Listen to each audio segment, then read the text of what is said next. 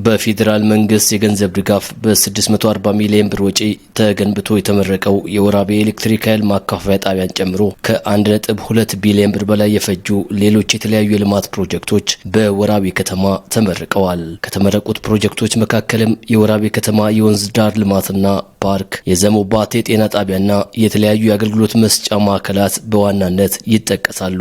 ፕሮጀክቶቹን ያስመረቁት የኢፌዴሪ ስራና ክህሎት ሚኒስትር ሙፈሪያት ካሚል ባስተላለፉት መልእክት የወራቤ ከተማን እድገትና ቀጣይ ዕድል የሚጠቁሙ ፕሮጀክቶች እየተመረቁ ስለመሆናቸው ገልጸዋል። የብልጽግና ፓርቲ ለህዝብ የገባውን ቃል በተግባር የሚፈጽም ስለመሆኑ የተመረቁ ፕሮጀክቶች ማሳያ ናቸውም ብለዋል። ከጠዋት ጀምረን የወራቤን መጻኢ እድል የሚጠቁሙ በርካታ የወራቤን ህዳሴ የሚያበስሩ በርካታ የልማት ስራዎችን ስንመርቅ ውለናል። ብልጽግና ፓርቲ እና የብልጽግና አመራር በየደረጃው የገባውን ቃል የሚያከብር ከናባባሉም የብልጽግና ቃልን በተግባር የሚለው እሳቤ በተጨባጭ መሬት ላይ ወርዶ ያየንበት ነው። ቅድም እየጎበኘን ስንመጣ እናት ልጆቿን ቤተሰቧን ይዛ ሙሰላዋን መስገጃዋን ዘርግታ ለመዝናናት ቁጭ ብላ አይተናል።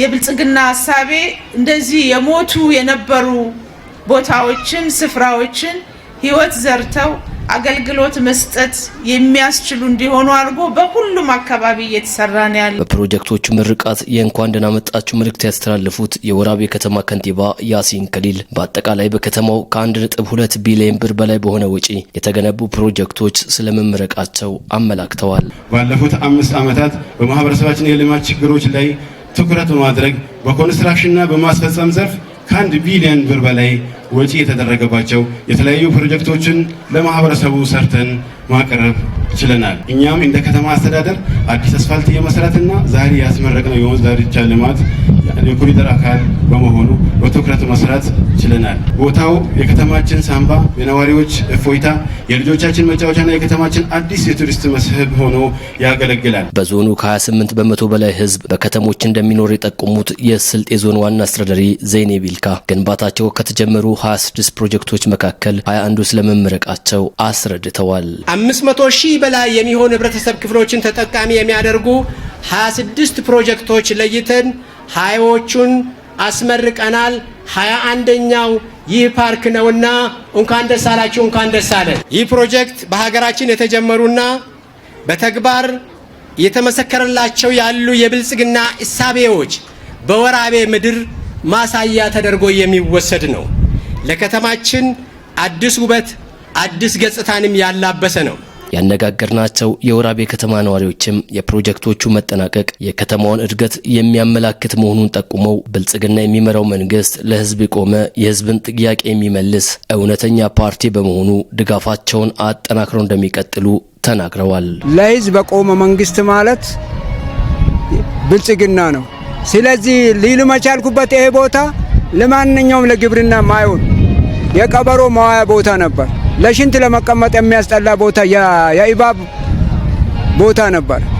ስለዚህ ብልጽግና እንደ ወራቤ ብቻ ሳይሆን እንደ ስልጤ ሲሆን እንደ ስልጤም ብቻ ሳይሆን እንደ ኢትዮጵያ ብልጽግና አይናችን ነው። በወራቤ አሁን የጽህፈት ቤት የተመረቀ ነው። ሰብስቴሽን ተመርቋል። ዛሬ ጤና ጣቢያ ተመርቋል። በሰሙኑ ዋም ተመርቋል። ስለዚህ ብልጽግና ለህዝብ የቆመ መንግስት ነው። ዛሬ የጎፈቶ ፓርክ ምርቃት ስነ ስርዓት በብልጽግና መንግስት በተግባር ያየነው ትልቁ ፕሮጀክታችን ነውና ዛሬ ትልቁ የደስታችን ቀን ነው። ይህ የሰብስቴሽን ምርቃት ማለት ነው እና በተጨማሪም የጤና ጣቢያ ምርቃት ዘሞ ላይ ዛሬ የተመረቀው ፕሮጀክት በተለይ እናቶች በወሊድ ጊዜ ይሰቃዩ የነበረበትና ከፍተኛ የሆነ የጤና ችግር የነበረበት በመሆኑም በብልጽግና ፓርቲ ካየናቸው ትልቁ ውጤት የዛሬ የተመረቀው የጤና ጣቢያ ምርቃት ነውና እና የዛሬው ፕሮግራም አካል በመሆኔም ጭምር በጣም ደስተኛ ነኝ።